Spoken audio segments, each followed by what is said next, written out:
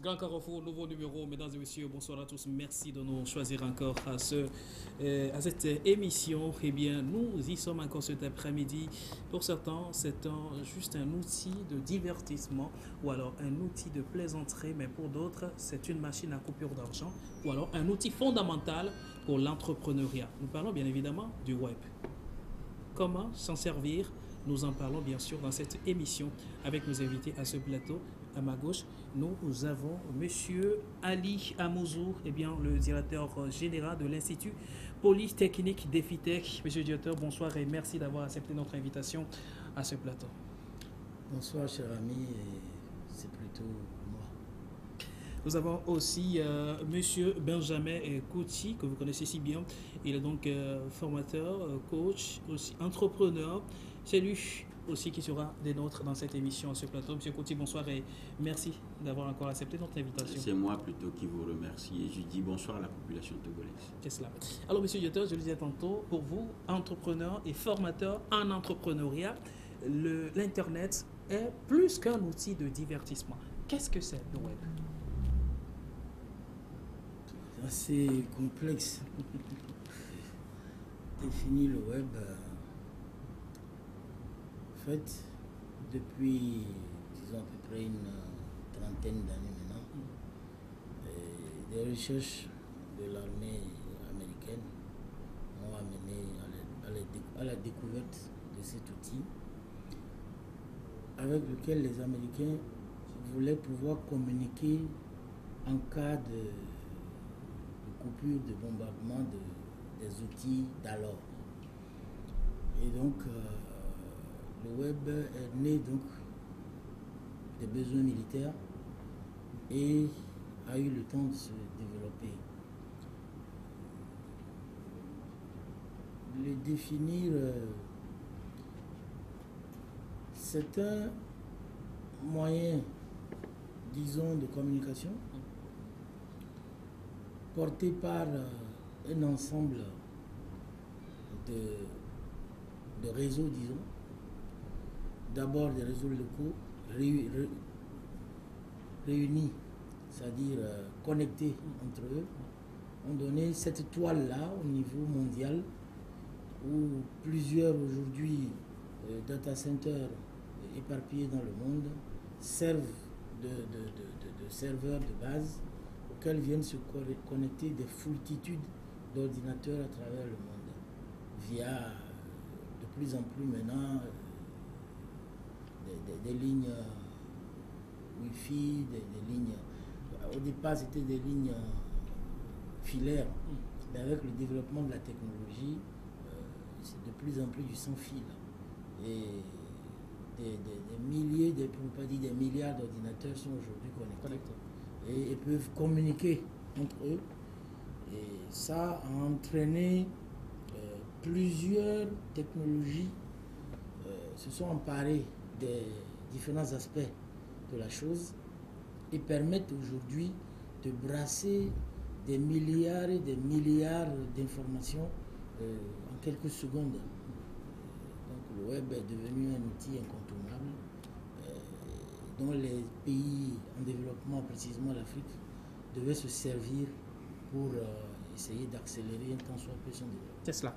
Par de développement aujourd'hui, passant outre l'Internet ou alors le web. Alors, monsieur Kouti, vous êtes fondateur de e-vendeur. Ça veut dire que vous vous servez d'ailleurs du web à outrance.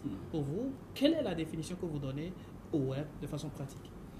Écoutez, ce que moi j'ai appris aujourd'hui à enseigner dans mes formations, c'est de donner une définition qui puisse être comprise de tous, au fait. Par exemple, si nous donnons trop de définitions techniques aux jeunes, difficilement ils comprennent ce que le web veut dire, effectivement. Donc moi, je dirais tout simplement que c'est un réseau qui permet de communiquer, pour ne pas aller trop dans les détails techniques. L'essentiel, c'est de savoir comment utiliser le web et pas forcément de savoir comment ça a été conçu et autres. Je ne contredis pas ce que le DGA vient de dire, mais je pense que nous avons plus besoin des définitions un peu plus pratiques aujourd'hui pour pouvoir, en tout cas, permettre à tout le monde de comprendre ce que c'est que le web. Je vais être un peu plus clair. Vous voyez, il y a certaines personnes, certaines catégories de personnes aujourd'hui qui, à cause des enseignements qui se font dans certains établissements, des enseignements qui se font de part et d'ailleurs, ne comprennent pas vraiment ce que c'est que le web. Ils pensent que c'est pour les intellectuels, c'est pour les diplômés. Alors que c'est un réseau international aujourd'hui disponible et qui permet aux gens de communiquer un peu partout dans le monde. Mais ce qui concerne le e-commerce, toute entreprise aujourd'hui est appelée à être présente sur le net. Vous êtes sur le net, vous continuez pas vivre, vous n'arrivez pas sur le net, vous mourrez à petit feu. C'est cela. Alors, M. Dioteur, aujourd'hui, il y a lieu de savoir que le milieu apprenant a véritablement besoin de faire l'usage du net pour véritablement sa sortie. Et comment? Disons que nous avons cette chance aujourd'hui que des esprits bienveillants ont mis à disposition de façon gratuite des cours appelés des MOOC qui sont aujourd'hui accessibles sur le net via le web, où nous pouvons depuis nos villages, si nous avons une connexion, étudier, approfondir nos connaissances grâce au web.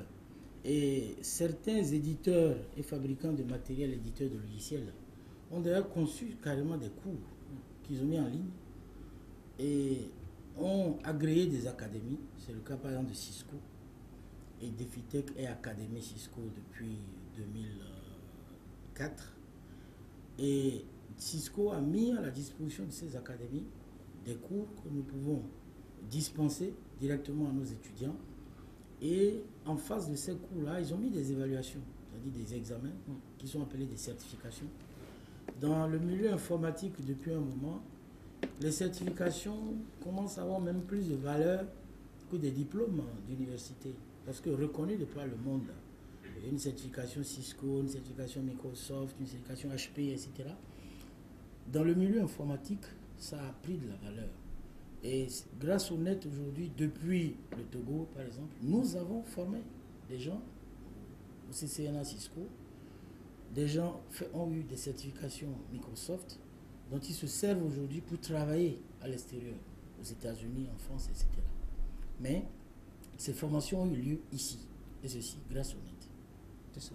Alors, est-ce qu'on peut aujourd'hui, en tant qu'apprenant, se servir du net, outre le cours magistral qu'on reçoit en classe? Vous avez l'habitude de dire, ce n'est pas ce qu'on nous enseigne, l'histoire qu'on nous enseigne qui contribue au développement, mais c'est ce qu'on sait faire. Est-ce que cette formation digitale participe à la formation pratique dont vous avez l'habitude de parler? Écoutez, ça dépend du but qui est derrière l'obtention du diplôme. Vous savez, le problème surtout de l'Afrique francophone aujourd'hui, c'est que nous courons derrière les diplômes, mais nous ne sommes pas productifs. Et ça, je ne dis pas que c'est forcément la faute de nos universités, mais ça dépend de ceux qui apprennent ces cours. Et la première des choses que moi, ou bien la première question pour ce soir, moi je suis recruteur. Je place beaucoup de jeunes dans des entreprises. Et ce que je remarque, c'est que vous donnez la chance aux gens parce qu'ils ont les diplômes, mais ce qui peut faire garder cet emploi, ils n'en ont pas. C'est ça que j'appelle moi les valeurs. Est-ce que ces valeurs-là sont aujourd'hui enseignées dans nos universités? C'est ça le problème. Deuxième question. Aujourd'hui, nous avons toutes les certifications possibles, d'accord? Mais le plus grand problème, c'est la création d'emplois aujourd'hui. Parce que malgré que le diplôme soit certifié, il faut des entreprises sur place pour pouvoir déposer les diplômes certifiés afin d'avoir la chance d'être engagé. La fois passée, je suivais la TVT et j'aurais appris que Defitech vient d'ouvrir une branche qui enseigne le community management, le marketing digital. Et même avec le niveau premier, vous pouvez venir là. Je me dis, le Togo ou bien les responsables de nos universités commencent par comprendre quelque chose. Aujourd'hui, j'ai 12 personnes chez moi là-bas au bureau. D'accord? il n'y a personne qui a reçu cette formation sur les bancs. Donc ça veut dire qu'il y a un désert de compétences en matière de marketing digital. Si nos universités peuvent comprendre l'évolution de ce pays, les domaines dans lesquels nous, les entrepreneurs, nous avons besoin de recruter aujourd'hui, si les universités peuvent être visionnaires comme ça, je pense que le pays peut avancer. Donc aujourd'hui, je ne vous cache pas que beaucoup de cours, par exemple moi-même je suis des cours depuis les universités avant que moi-même j'achète. Je suis ici mais je suis des cours. Pour moi ce n'est pas le papier qui compte, mais ce sont mes compétences et ma productivité. Comment créer de la richesse, comment créer de l'emploi. C'est de ça il est question aujourd'hui. Monsieur Diatta. Oui, c'est pas du tout nouveau ce que dit monsieur. Mais ça fait des années que je tiens ce langage. Ça fait des années que je tiens ce langage. J'ai expliqué des années durant qu'à DefiTech, nous avons deux objectifs. Le premier objectif que nous poursuivons, c'est lorsque vous venez chez nous, à la fin, de quoi êtes-vous capable? Ça fait des années que je répète ça. Nous nous préoccupons énormément de ça. Et que pour moi, le diplôme est un papier. C'est un papier et qui n'a pas forcément le même poids suivant là où on l'a préparé. Et si vous prenez notre prospectus de cette année, j'ai été clair là-dessus. DefiTech, ça se passe sur deux pieds. Le premier pied, nous formons les gens de façon pratique et théorique. Un, pour qu'ils aillent valablement se faire vendre sur le marché du travail. Mais nous les formons aussi pour qu'ils puissent devenir employeurs. C'est-à-dire qu'ils puissent créer leur propre entreprise. C'est très important pour nous. Parlant d'économie... C'est justement le lien là que je voudrais qu'on fasse. Comment, partie du web, arriver à l'entrepreneuriat? C'est ce que vous enseignez très souvent. Oui, il n'y a pas que le web. Disons que toutes les filières que nous avons, aussi bien BTS qu'en licence aujourd'hui, nous avons commencé depuis 2 ans à enseigner l'entrepreneuriat. Mais cette année, systématiquement, dans toutes nos classes, il y aura 2 heures par semaine d'entrepreneuriat. Et pour ceux qui vont s'inscrire dans le DefiTech Web Academy, quel que soit le module qu'ils auront choisi, ils passeront forcément par un cours d'entrepreneuriat qui sera théorique et pratique aussi. Mais là-dedans, dans les différents modules que nous voulons déployer, il y a carrément un module dénommé entrepreneuriat. Et sur ce module-là, déjà, même vous-même, vous pouvez, c'est des cours qui se font un coup du jour, un coup du soir, vous pouvez venir y participer et pourquoi pas, un de ces matins, changer de carrière. L'objectif de Web Academy que nous avons lancé, c'est de permettre à nos jeunes frères de toucher vraiment à la matière. De toucher à la matière et de maîtriser ce que c'est que la formation digitale. L'économie digitale se développe de plus en plus et est une chance pour nos pays. Lorsque vous avez une très bonne formation, que vous êtes un web designer performant, vous avez appris à faire un site web statique, ensuite un site web dynamique, vous avez appris le web designer, c'est-à-dire que vous donnez de la valeur, de la qualité, vous rendez attrayant le site en question. Web. Vous pouvez depuis Lomé travailler pour une société qui se trouve en Europe, aux États-Unis, n'importe où. Ça veut dire que l'emploi que nous allons créer ne sera pas seulement pour les entreprises togolaises. Et donc les gens ici, dans un premier temps, pourront se faire recruter par les entreprises. Le besoin existe. Ou bien ils pourront aussi se mettre à leur compte. Et ça, c'est très important. Sur notre fiche, il y a une citation que j'ai donnée de Bill Gates qui dit que on ne peut pas vous condamner parce que vous êtes né pauvre. Mais si vous mourrez pauvre, quelque part, c'est votre faute. Et il a pleinement raison. Nous avons de nos jours la chance d'avoir cet Internet, ce web, qui nous permettent aujourd'hui d'étudier, de nous former à fond depuis nos villages, si nous avons l'accès à Internet. Donc il faut en profiter, c'est une occasion. Notre jeunesse, au lieu d'aller finir dans la Méditerranée,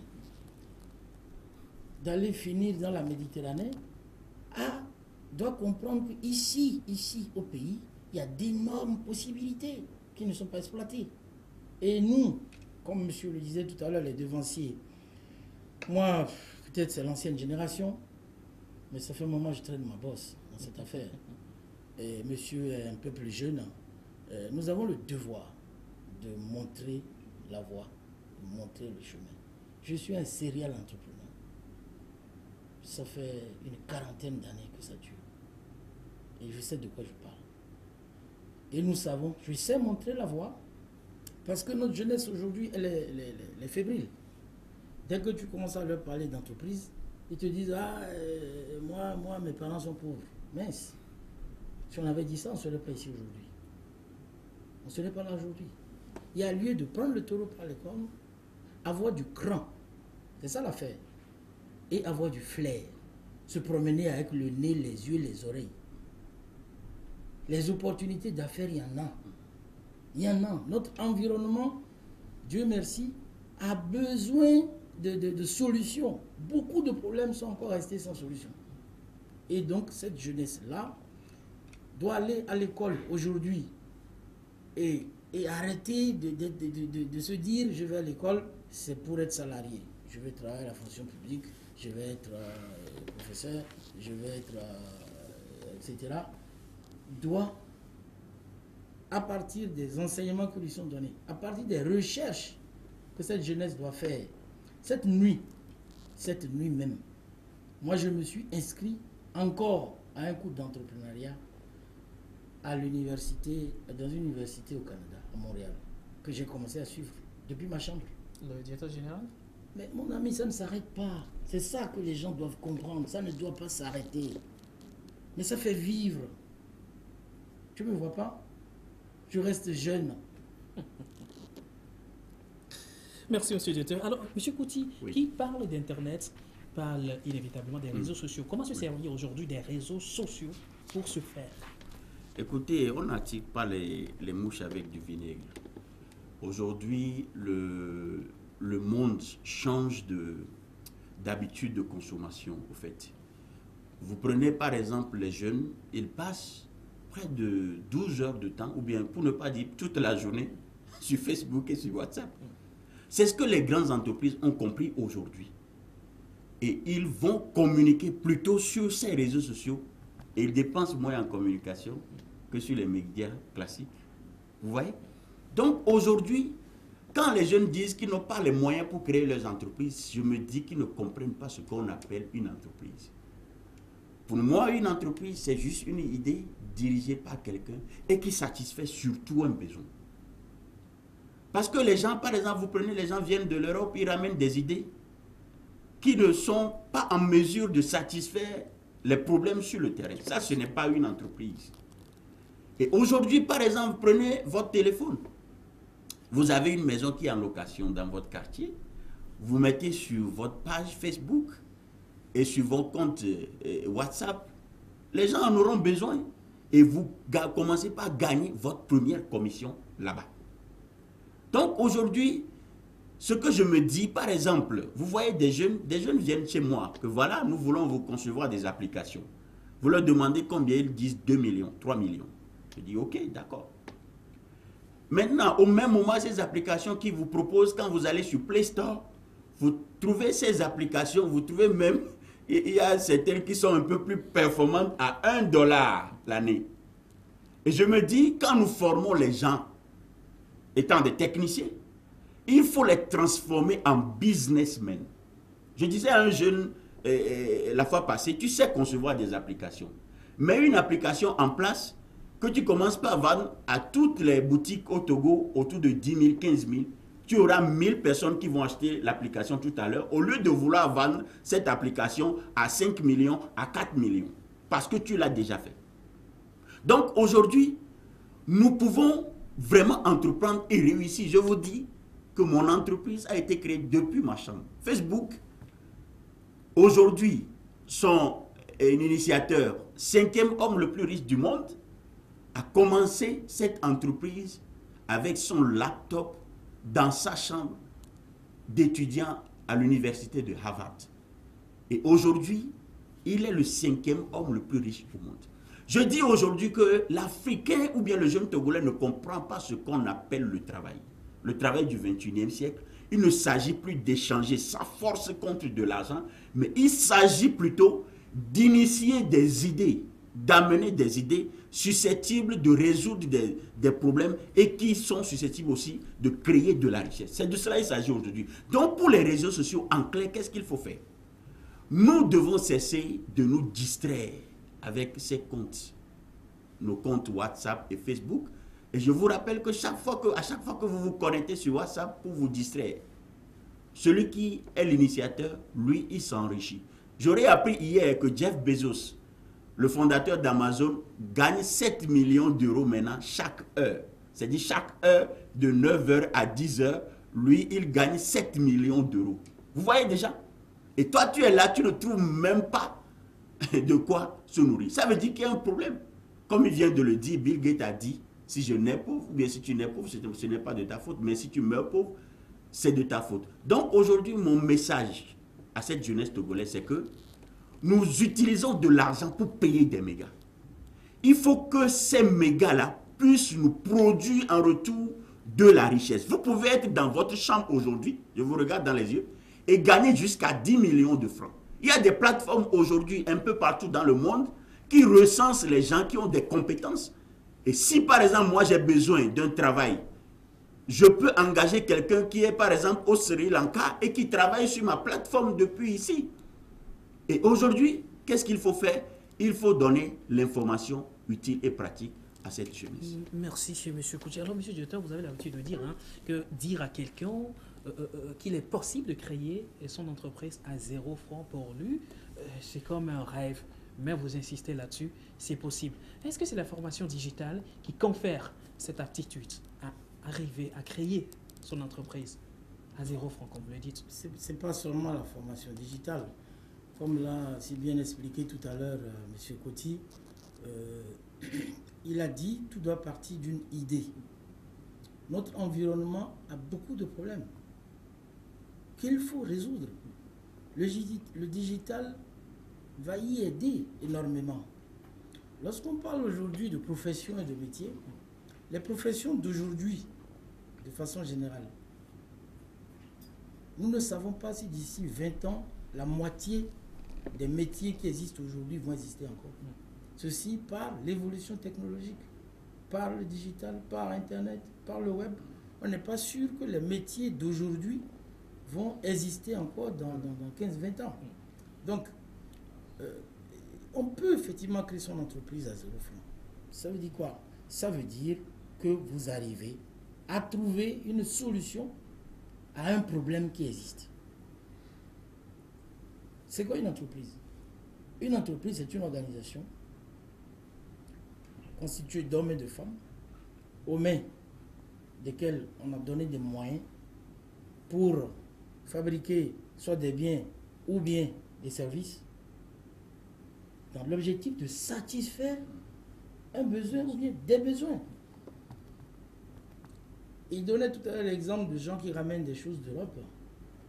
Dans mes cours, généralement, je donne ces exemples simples. Au Togo, ici, si tu fais une mission en Russie et que tu importes les chapeaux des Russes qu'ils portent contre le froid pour venir vendre ici, ça va être difficile. Si tu importes du matériel pour déneiger, quand il neige, les rues, tu amènes ça ici, qui va te l'acheter? Donc, ça doit partir des besoins. La naissance d'une entreprise doit partir de la détection de besoins non encore satisfaits ou satisfaits partiellement ou pas bien satisfaits. Lorsque nous créions DefiTech en 2002, il y avait une trentaine d'écoles déjà dont nous avons dû regarder et on a vu qu'on pouvait encore faire autrement. Si c'était pour faire exactement comme les autres, il fallait rentrer au village. Et comme il le disait tout à l'heure, si vous restez là à suivre les chemins déjà tracés, vous avez des chances de vous perdre. Donc, c'est de l'ambition justifiée. Et tout ça passe par du travail. Entrepreneur, ce n'est pas de l'amusement. Lorsque nous poussons les jeunes, nous les exhortons à entreprendre, il faut qu'ils sachent que c'est énormément de sacrifices. C'est ce que j'allais poser comme question. Alors, quand vous dites, il faut d'abord identifier le besoin, trouver une solution au besoin, c'est là qu'on parle d'entreprise. Mais il n'est pas donné à n'importe qui, ou alors n'identifie pas le besoin qui veut. Comment y arriver? Comment y arriver? Il y a aujourd'hui des cours. Il y a des cours d'innovation, des cours qui vous permettent, qui vous donnent un peu des moyens de savoir observer, de savoir sentir, de savoir écouter dans votre environnement. Et lorsque vous avez détecté un besoin qui n'est pas du tout satisfait, ça devient rare maintenant, ou qui est satisfait en partie ou pas bien satisfait, les gens disent, mais après comment on fait? Où est-ce qu'on trouve les sous? Aujourd'hui, si vous avez une idée géniale, lumineuse, ne parlons pas forcément de nos banques traditionnelles, mais aujourd'hui, il y a beaucoup d'institutions. L'État a mis en place des institutions, Jean Fayège et autres, qui peuvent vous accompagner. Et il y a aujourd'hui comment ça s'appelle, des incubateurs dans le pays qui réunissent ces jeunes-là et qui les aident à lever des fonds, qui les aident dans leur amorçage et qui les accompagnent aussi dans les premières démarches et autres sur un bout de temps afin de les aider à se lancer. Bon, je dis très franchement, cette jeunesse d'aujourd'hui, elle a de la chance. Elle a énormément de chance. Nous autres, il y a 35-40 ans, et attends, et tu as beau avoir une idée, machin, démarrer quelque chose, tu rentres dans une banque d'alors, je vais un peu exagérer, on te demande l'acte de naissance de ta grand-mère. Mais aujourd'hui, il y a beaucoup plus de souplesse. Les institutions sont en train de comprendre l'évolution du monde et beaucoup d'autres solutions de financement sont nées aussi. Il y a la microfinance, il y a maintenant des entreprises de mésofinance, intermédiaires entre la microfinance et la banque, qui ont des pratiques rigoureuses, mais un peu plus légères que les banques et un peu plus sévères que la microfinance. Dans une société de la place qui a démarré il n'y a pas très longtemps, c'est de mésofinance. Lorsque vous déposez 1000 francs, ils sont capables de vous prêter 5000.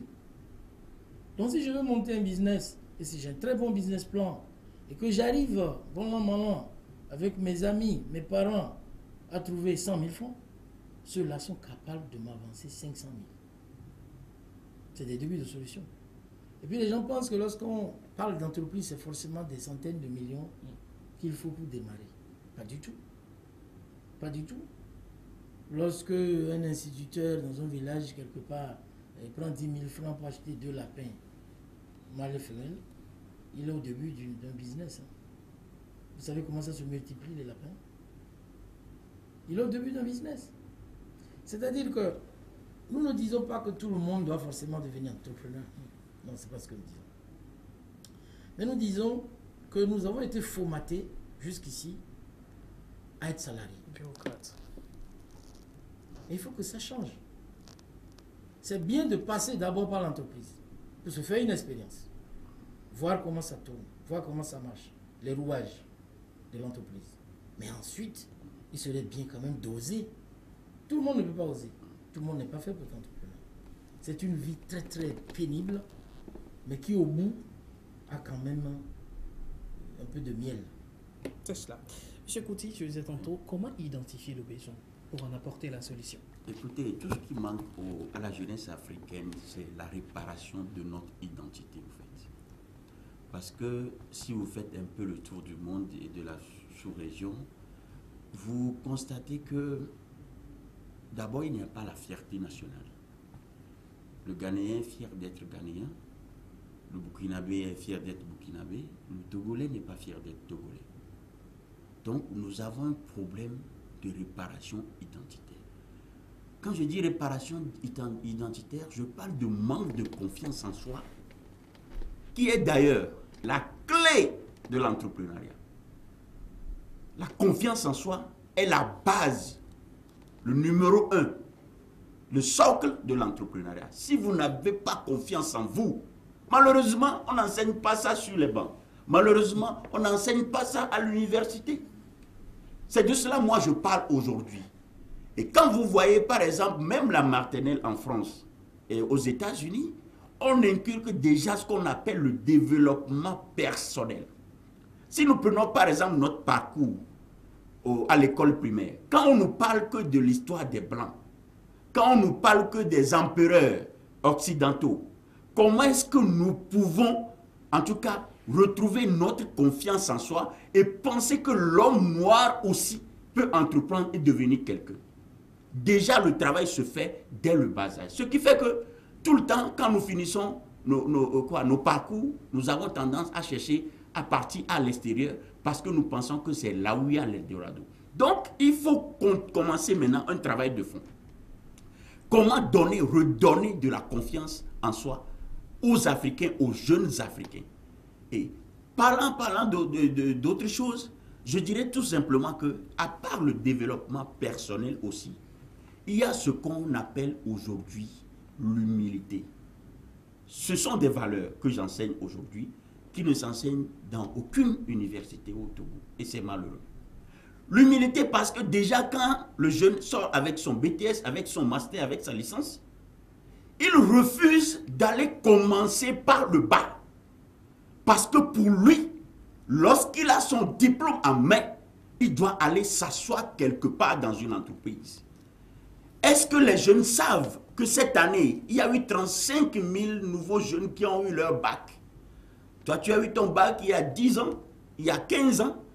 Tu n'as plus les mêmes chances que ce jeune qui maîtrise les nouvelles technologies. J'ai publié une photo la fois passée d'un jeune Ghanéen qui a déjà son master et qui commence son entreprise de distribution de fruits au feu tricolore et il s'est habillé comme les serveurs dans un restaurant. Tu vois une autre dame en train de vendre la même chose et ce monsieur qui est en costume au feu tricolore, tu vas chez lui. Et demain, j'ai dit, ceux qui sont les paresseux, demain quand vous verrez ce monsieur dans sa Range Rover, ne dites pas qu'il est allé rentrer dans une secte. Donc, aujourd'hui, il est question de redonner à la jeunesse africaine, d'enseigner l'Afrique aux Africains pour que nous puissions nous identifier vraiment à ceux qui nous ont précédés. Prenez par exemple les Chinois. Qu'est-ce qu'on enseigne aux petits Chinois dès l'enfance? On leur enseigne qu'ils sont les meilleurs, que Mao est le meilleur. On ne les enseigne pas d'autres cultures.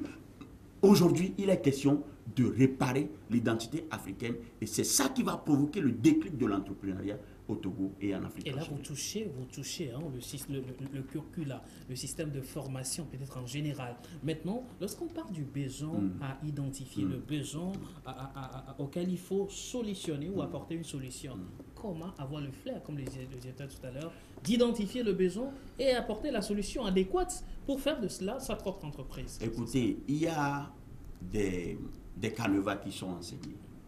Mais au-delà des canevas, il y a ce qu'on appelle la capacité d'analyse et de prise de décision. Et ça vient par l'exercice répété. Ça vient par l'échec. Parce qu'il faut accepter échouer. On ne peut pas vouloir entreprendre et ne pas échouer. Donc aujourd'hui, moi je dis qu'au-delà des canevas qui sont enseignés, il faut voir la population. Par exemple, je donne l'exemple. Vous prenez Google Trends, par exemple, aujourd'hui. Quand vous tapez des mots-clés sur Google Trends, vous savez de quoi la population togolaise a besoin aujourd'hui. Quelles sont les recherches, quels sont les mots qui ont été insérés dans Google aujourd'hui au Togo. Et c'est comme ça, les vrais entrepreneurs, par exemple, vous prenez le Sénégal. En 2018, les recherches qui ont été plus faites au Sénégal, ça se formulait ainsi. Comment satisfaire son homme au lit? C'est les recherches qui ont été faites au Sénégal en 2018. Donc, étant entrepreneur, si j'ai ces informations techniques, je peux proposer des produits dans ce sens au Sénégal et ça va marcher parce que je connais la mentalité des Sénégalais. Donc, il y a des outils techniques aujourd'hui, mais sans vous mentir, vous gagnerez quand vous faites de l'exercice répété et quand vous échouez, vous vous levez, vous échouez, vous levez. Qu'est-ce là? Monsieur Kouti, merci. Alors, je rappelle que cette émission est suivie en direct et les contacts qui sont en bas de l'écran sont utilisés par nos chers téléspectateurs. Monsieur Dioteur, un téléspectateur qui voudrait savoir, vous avez l'habitude de dire que c'est important et c'est possible d'entreprendre aujourd'hui, mais ce n'est pas toujours évident parce que j'ai essayé plusieurs fois, ça n'a pas été toujours le cas.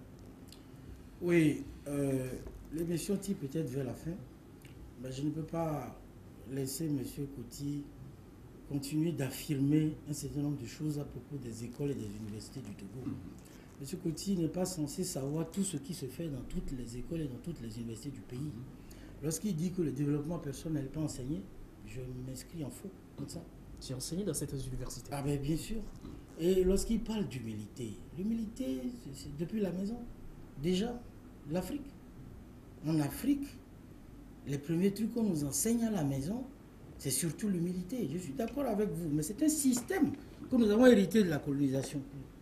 Mais nos dirigeants d'aujourd'hui s'emploient petit à petit à redresser la barre. Vos parents, nous autres, puis la suite, on est passé dans un moule. Je suis d'accord avec vous. Lorsque vous dites qu'il y a des choses à changer, ben, on ne peut pas faire tout ça en un jour. Je suis d'accord avec vous. Et les systèmes en place aujourd'hui sont en train de se moderniser petit à petit pour aller vers ce que vous dites. Est-ce que vous savez par exemple qu'à l'heure où nous parlons, le ministère de l'Enseignement supérieur a commandé des milliers d'ordinateurs portables, plus des connexions Internet, qu'ils ont mis à la disposition des universités publiques pour le moment, à un prix sacrifié. C'est déjà un effort. Mais maintenant, le contenu de nos formations, je suis d'accord avec vous, nous devons travailler à les adapter à nos réalités. Parce que la plupart des contenus aujourd'hui sont encore continus sur le format colonial. Sur le format colonial. Et donc, il y a du boulot, beaucoup de patience. Mais je suis content de l'entendre parler parce que ça veut dire qu'il y a encore des bonnes volontés dans le pays qui sont prêts à montrer la voie. C'est très important. Tenir la main. Par exemple, celui qui a envoyé un message tout à l'heure, je vous supplie de lui donner mon contact pour qu'on puisse échanger. C'est important. C'est important, le mentoring, se faire mentorer, c'est important. Il y a dans le pays beaucoup de gens qui sont passés par plusieurs étapes. Comme il le disait tout à l'heure, j'ai dit d'entrée que je suis un serial entrepreneur. Mais j'ai échoué moult fois, où j'ai laissé des plumes. Mais comme il le dit, c'est facile de tomber. Mais rester là couché, c'est là la faute. Il faut apprendre à se relever. Et l'expérience dans l'entrepreneuriat est une très bonne chose. Il faut apprendre de ses échecs. Et ça vous permet d'évoluer. Je me réjouis de sa détermination à vouloir aider de plus en plus notre jeunesse et pour qu'on puisse aller de l'avant. C'est cela. Vous avez l'habitude de l'affirmer, hein, qu'il faut aujourd'hui faire travailler l'argent et ne pas travailler pour l'argent. Ben oui, ça c'est Robert Kiyosaki. Lorsque vous êtes salarié et que vous avez un salaire, ça s'appelle salaire, tous les mois, vous attendez à un montant fixe. Et généralement, nous réglons nos besoins sur ce montant-là. Je dois payer mon loyer, je donne temps à madame pour la popote, les médicaments, l'écolage de mes enfants, etc. Et donc, tout le temps, vous êtes dans des calculs. C'est un revenu fixe qui vous arrive tous les mois et vous arrangez toujours pour généralement le consommer en totalité. Très peu d'épargne, généralement. Mais qu'est-ce qu'on a constaté? Lorsqu'on vous double le salaire, qu'est-ce qui se passe? Vous avez doublé votre salaire ici.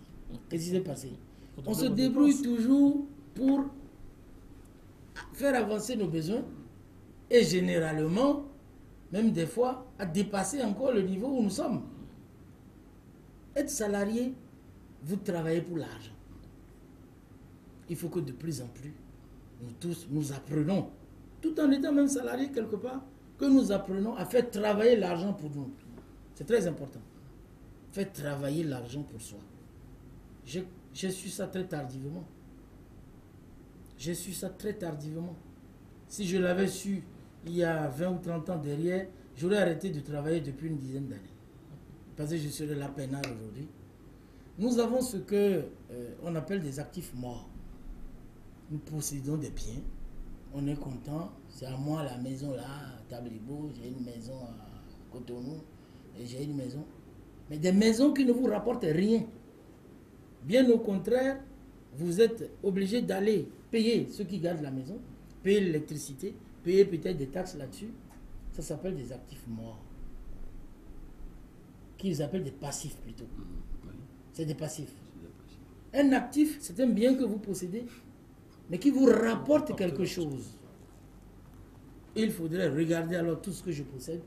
Qu'est-ce qu'il y a là-dedans comme passif? Qu'est-ce qu'il y a là-dedans comme actif? Et tout ce qui est passif, il faut que je travaille à les transformer rapidement en actif. C'est cela. Il n'est pas dit que forcément on doit être gros homme d'affaires. Non, non, non. On peut être salarié quelque part, mais tout en étant là, essayer de petites choses, de petites touches, faire travailler l'argent pour nous. Et puis un matin, vous vous rendez compte que franchement, maintenant je peux voler de mes ailes et paf, vous quittez le salariat pour devenir entrepreneur. C'est cela. C'est cela. Même vous qui êtes là, il faut commencer à tourner la machine. Vous avez certainement... Et puis, en Afrique, qu'est-ce qu'on fait? J'ai déjà une voiture. J'ai une voiture. Et puis, bon, ok. Comme notre société est comme ça, la richesse, le bien-être se mesure par un certain nombre de choses. Nombre de voitures, nombre de maisons, nombre de machins. Et c'est rien que des passifs. Si moi seul j'ai 3 voitures, pendant que je suis dans une en train de rouler, l'autre là-bas elle dort. C'est de l'argent immobilisé qui ne produit rien. Rien du tout. Alors que j'aurais pu, cette même voiture-là que j'ai achetée, j'aurais pu la placer. J'aurais pu la louer occasionnellement. J'aurais pu... Et alors on se dit, ben non, non, moi, ma voiture, comment je vais... Non. Cette mentalité, nous devons la dépasser. Parce qu'au démarrage, lorsque vous acceptez ainsi de ne pas traîner trop de passifs, mais à un moment donné, vous aurez les moyens d'améliorer votre train de vie. C'est-à-dire, vos actifs vont tellement produire que vous aurez les moyens désormais d'avoir encore mieux. C'est cela. Et nous devons travailler. Et ce qui nous manque aussi, c'est le travail, l'esprit du travail bien fait. J'ai l'habitude de dire à mes étudiants, un travail n'est bien fait que s'il a de la qualité et que s'il est fait dans un temps donné. C'est ça notre drame en Afrique. On nous donne quelque chose à faire, nous prenons notre temps. Moi j'ai besoin de quelque chose que tu dois me faire, que je dois avoir demain matin. Mais tu m'apportes ça 2 jours après. J'en ai plus besoin. Tu l'as bien fait, hein? Mais c'est nul, c'est zéro. Un travail n'est bien fait que s'il a de la qualité et que s'il est fait dans un temps donné. Autre chose que je leur dis, un homme, vous qui êtes là, un homme n'a de la valeur. La valeur d'un homme se mesure au niveau de confiance qu'il suscite chez les autres. Très important.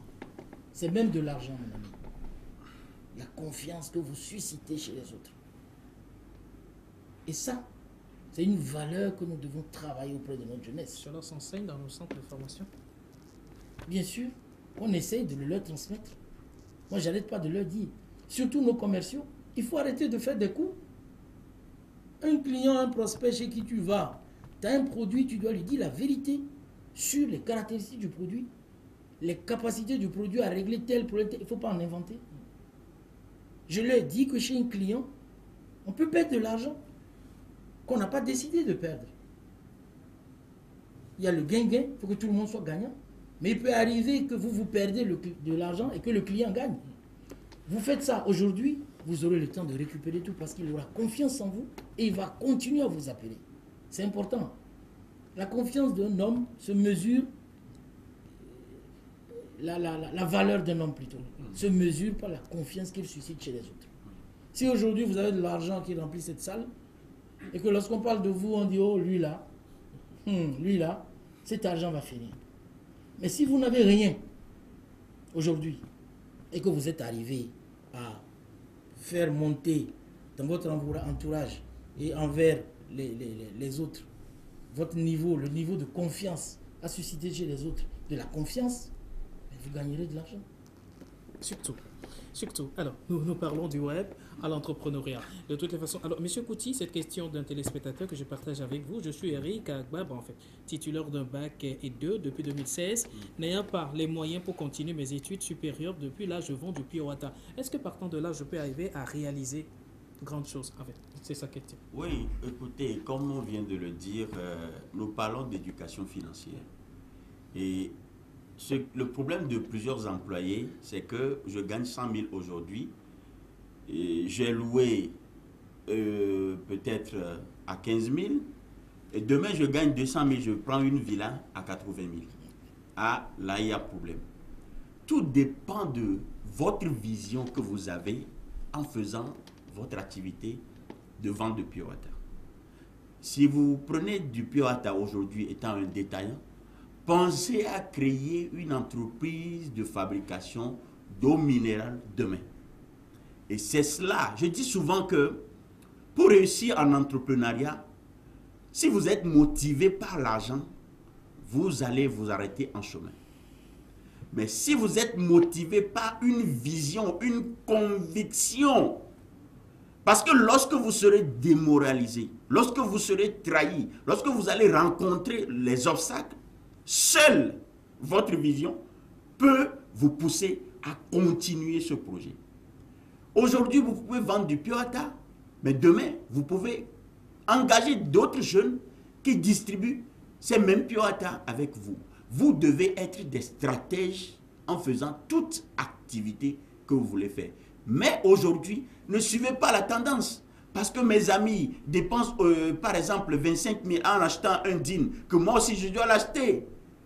Les gens peuvent acheter des DIN à 35 000, mais toi, tu vas à Redrana aujourd'hui, tu achètes des DIN à 2 000 francs, à 3 000 francs. Et je l'enseigne toujours que pour réussir dans la vie, vous devez accepter vivre aujourd'hui comme personne ne veut et vivre demain comme personne ne peut. C'est ça le secret. Vivre aujourd'hui comme personne ne veut et vivre demain comme personne ne peut. Parlant des valeurs, je reviens toujours à la question qui faisait l'incompréhension entre moi et le directeur. J'insiste sur ça parce que je suis invité un peu partout dans les grandes entreprises, dans les universités, pour parler de ce que je suis en train de dire là. Je ne dis pas que les universités ne font pas le travail. Si moi-même je n'ai pas été à l'université, je ne peux pas venir ici m'exprimer ainsi. Mais nous devons accepter aujourd'hui qu'il y a un travail à faire. Pour vous, il s'agira de mettre un accent. Merci beaucoup. Aujourd'hui, franchement, moi-même, je vous supplie de faire venir des coachs dans vos universités. Vous mettrez la différence. Parce que vous ne savez pas ce que oui, je reçois beaucoup de jeunes aujourd'hui. C'est par rapport à mes enquêtes. Par exemple, j'étais invité la fois passée au Collège Saint-Joseph pour le salon d'information, j'oublie un peu la définition, où toutes les grandes universités étaient présentes pour pouvoir orienter les jeunes. Et ce que j'ai constaté, quand j'étais dans une grande université de la place pour une conférence, les étudiants ont demandé, je ne veux pas dire le nom, les étudiants ont demandé à ce qu'on puisse revenir très souvent. Et je suis d'ailleurs fier, s'il m'informe que chez lui, ça se fait, c'est une bonne chose. Mais je dis qu'il faut vraiment mettre l'accent sur ça. Parce que c'est ce qui manque aux jeunes, le manque de confiance.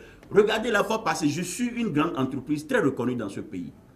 Et on a voulu un contrat, le contrat d'un employé était arrivé à terme. On a demandé mon avis, on a demandé l'avis des autres. Vous savez, ce n'est pas la compétence qui a fait rompre le contrat, mais c'est parce que ce jeune n'avait pas les valeurs. Donc je me dis, les diplômes peuvent vous donner l'opportunité d'accéder à un poste, mais ce sont vos valeurs qui pourront vous permettre de garder vos postes. Donc, au fait, nous disons la même chose. Nous Nous nous soucions du développement de la jeunesse togolaise et je suis d'ailleurs fier qu'il ait déjà initié ce genre de projet chez lui. C'est surtout cela. Mais, monsieur le directeur, aujourd'hui, quels doivent être les profils possibles d'un jeune entrepreneur, quelqu'un qui veut entreprendre? Parce que c'est aussi ça, votre outil essentiel que vous enseignez. Oui, il y a des fondamentaux. Il y a une base. Et comme le disait tout à l'heure M. Kouti, l'entrepreneuriat, c'est vraiment un sacerdoce. C'est accepter de souffrir. Lorsque, généralement dans notre pays, qu'est-ce qu'on constate? Les gens lancent une affaire et très rapidement, ils n'arrivent pas à distinguer la marge. Derrière la marge, ce n'est pas le bénéfice. À distinguer le bénéfice du chiffre d'affaires. C'est extrêmement grave. Donc dès qu'on fait des ventes dans la journée, on passe le soir, on ramasse tout. Et puis, non. L'entreprise doit apprendre à se refinancer, comme il le disait tout à l'heure, pour son développement.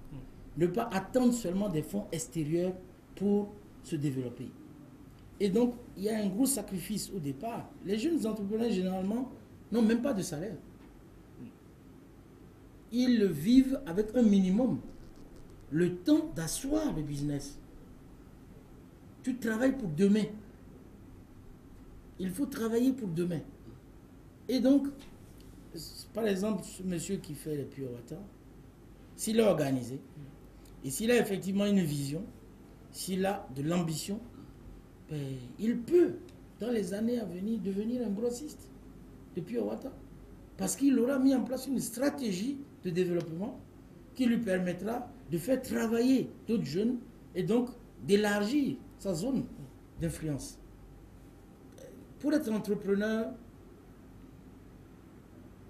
il faut vraiment, vraiment, vraiment avoir envie. C'est le point de départ. Avoir envie de faire quelque chose. Avoir envie. Et j'ajoute, avoir du cran. Oser. Et c'est à la portée de tout le monde.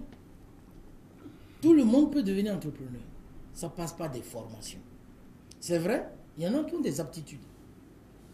Mais tout chacun peut devenir entrepreneur. Ça existe des formations qui petit à petit vous amènent à comprendre le fonctionnement de nos systèmes et à pouvoir vous lancer. Les gens parlent souvent du risque. Il y a des risques partout. Il y a des risques partout. Tout à l'heure, j'ai pris ma voiture pour venir ici. C'est un gros risque. N'importe qui pouvait me rentrer dedans. C'est un risque. Chaque jour qu'on se réveille avec des risques. Tu peux être dans ta maison, un avion va venir tomber dessus, ou une voiture vient rentrer dedans. Il y a tout le temps des risques. Mais tu ne peux pas avoir de problème si tu ne sais rien. Tu restes là, dis bon, comme il y a des risques, moi je ne veux pas d'histoire. Si tu ne sais rien, tu ne peux rien gagner non plus demain. C'est très important. Il faut essayer. Avoir du cran, prendre son courage pour essayer. Rester là, dire, vraiment, moi, Ah non, tu n'auras jamais rien. Qui ne risque rien, n'a rien. Monsieur le directeur, nous restons toujours avec vous. Et bien, pour votre mot de la fin, nous parlons aujourd'hui de l'Internet et l'entrepreneuriat. On concilie les deux. Alors, votre mot de la fin? Non, mon mot de la fin, c'est d'abord remercier M. Kouti et vous remercier vous-même en personne. Remercier les téléspectateurs et dire que le thème est très vaste et qu'on aurait pu passer des heures à en débattre.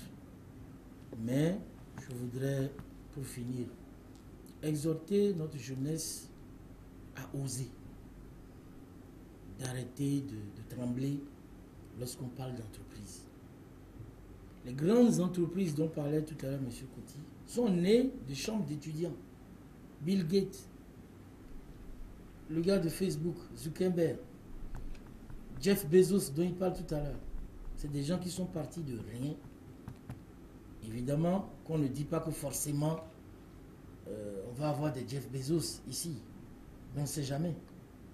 Mais il y a vraiment des choses à faire. Des opportunités existent.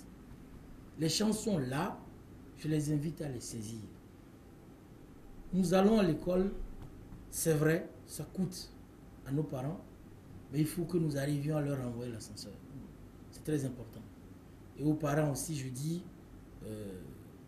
comme le disais tout à l'heure, l'éducation financière, l'envie d'entreprendre, on doit pouvoir donner tout ça depuis l'enfance. Depuis l'enfance. Arrêtez de faire peur aux gens. Laissez les enfants évoluer. Lorsque mon enfant me dit par exemple que moi ce qui me plaît, c'est la cuisine. C'est un garçon. Tout le temps je le vois avec sa maman, il est là, il prépare des trucs, il fait des choses.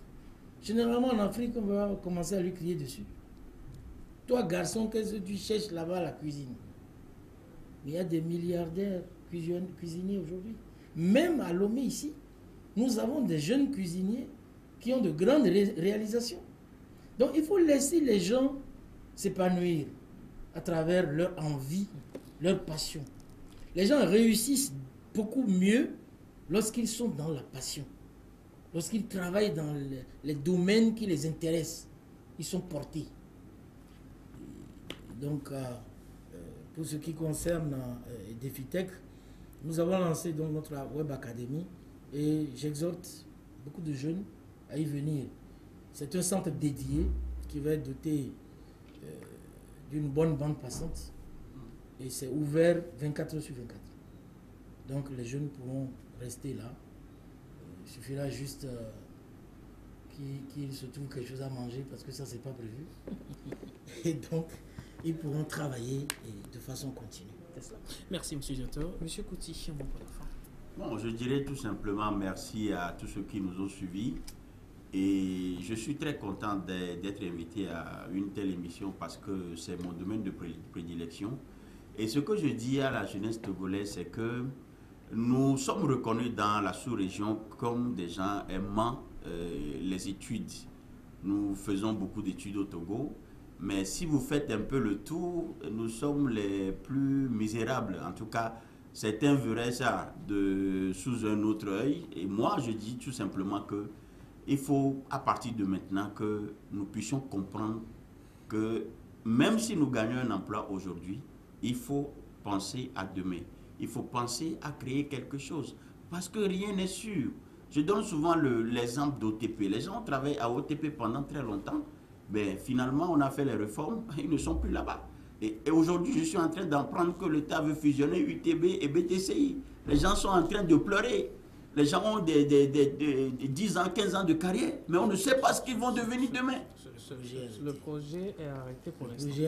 Voilà. Donc, si ça devenait une réalité, j'aurais appris que certains allaient prendre 10 millions pour quitter l'entreprise. 10 millions, tu as travaillé 10 millions, si tu dépenses 1 million par mois, ça ne fait même pas une année. Donc, rien n'est sûr, comme vient de le dire le DG.